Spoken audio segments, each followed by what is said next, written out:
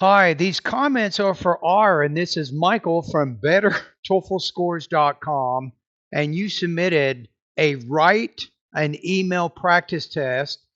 I do allow you to do the first submission for free, and in this video, I'm going to give you an idea of what your writing level is according to the TOEFL IBT exam. And this is what you submitted at my website. Dear Sir, I am writing this email regarding missed important class.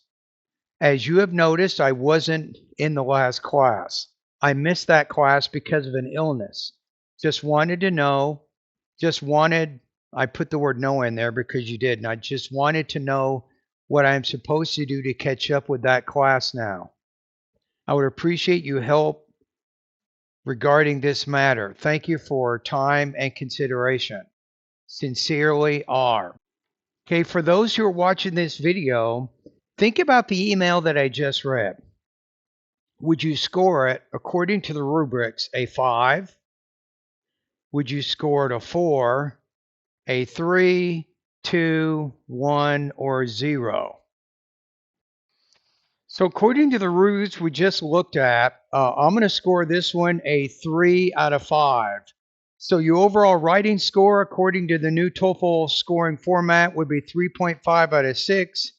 Your estimated CEFR level would be B1, low intermediate. And if you want to base it on the old TOEFL writing equivalent, you're probably looking at 15 to 18 points out of 30.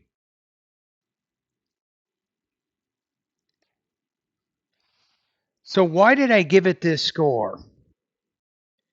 So if you look at the rubric, I think the email, it clearly addresses a task. It explained why the writer missed class. It makes a request for help, and these are good things. However, the email is very short and underdeveloped. The explanation is limited. There are noticeable grammar and word form errors. It was even difficult for me to read it because there are so many missing what I call function words. The tone is somewhat polite, but not fully polished.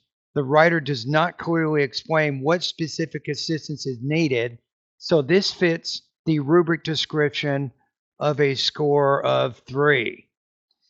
So it says here, addresses a task but with limitations.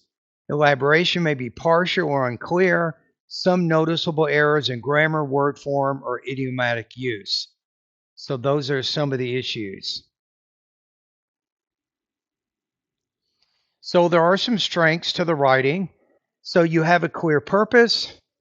I can easily understand why you missed class, why you were sick, you want to catch up. So that's good. You're communicating those ideas clearly.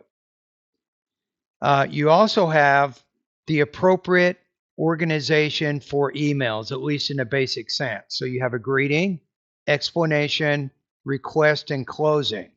So this is what I call good email structure. So areas for improvement, I think, let's talk about several things here. So number one, give more specific information. Currently, you said, I missed that class because of an illness. I don't think that's going to be enough. If you said, I missed class because I was suffering from a high fever, was unable to attend, so I think specific details will make the email stronger. The second improvement is to make the request clear. So you said just wanted to, and you left out the word no, just wanted to know what I'm supposed to do to catch up with that class now. So I think it'd be better to say, could you please tell me, how about this? Could you please let me know what material I missed and whether there are any assignments I should complete?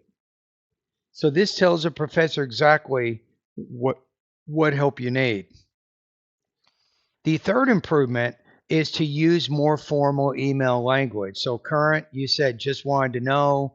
Be better to say I would like to know, or I'm writing to ask. So if you're using more formal language in the email, you're typically going to score higher.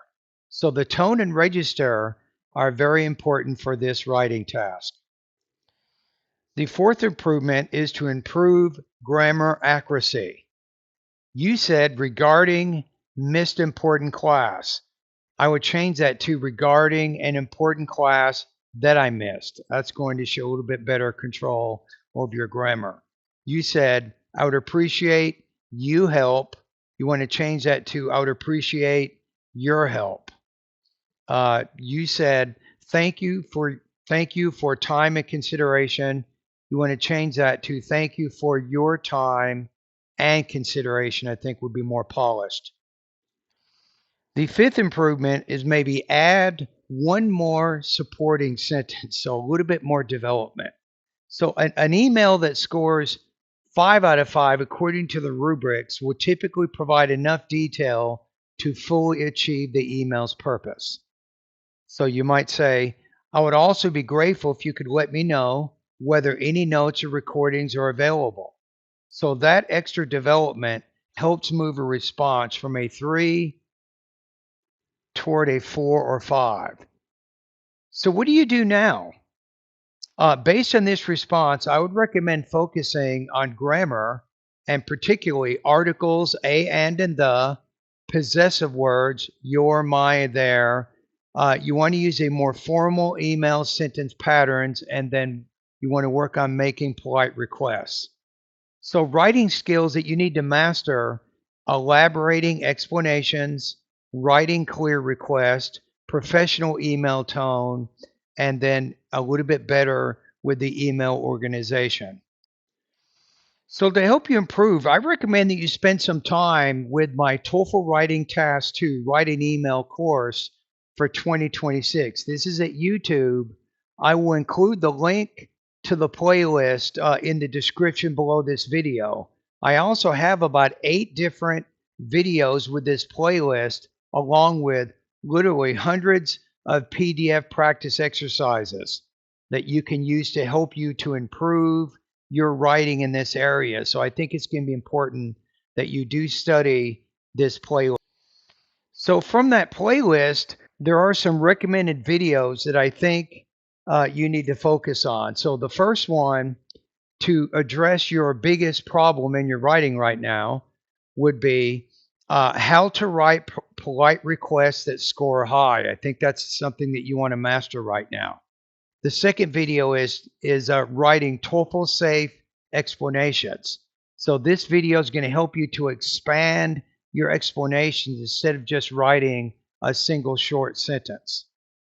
The third video is common email writing errors and how to fix them. I think it's important for you to go through the grammar errors that you see in this lesson to help you get better, and most importantly, to practice the PDF exercises after. The fourth thing is subject lines and openings that examiners love. I think this is going to help you improve your introductions and your overall professionalism with the write an email task. The fifth thing is go through the video where you'll see a student who actually submitted just like what you did, except a week ago. This student did an email submission that scored 5 out of 5.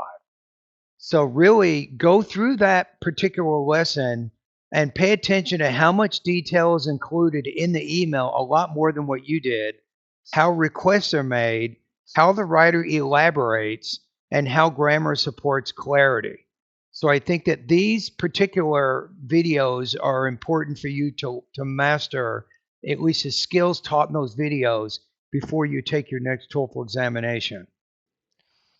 Like I said, I will include the link to this email course in the description below this video. So if you consistently practice the strategies that I teach in those videos, you could realistically improve your score from a 3 to a 4 or maybe even a 5 in a relatively short period of time. So the biggest improvements that you will get, they're going to come from adding more detail. You can do that very quickly. Improving grammar accuracy, that sometimes takes a little bit more time, and making clearer and more professional requests. These are things that you want to improve to get a higher score on this writing task. And thank you for your email submission. And remember that I have a TOEFL Speaking and Writing feedback course. If you want TOEFL coaching, if you want to get feedback like this on a daily basis, go back to bettertoeflscores.com and you can subscribe to my speaking service, and that allows you to send me speaking and writing practice tests on a daily basis. And I will give you feedback as you do that. And thank you.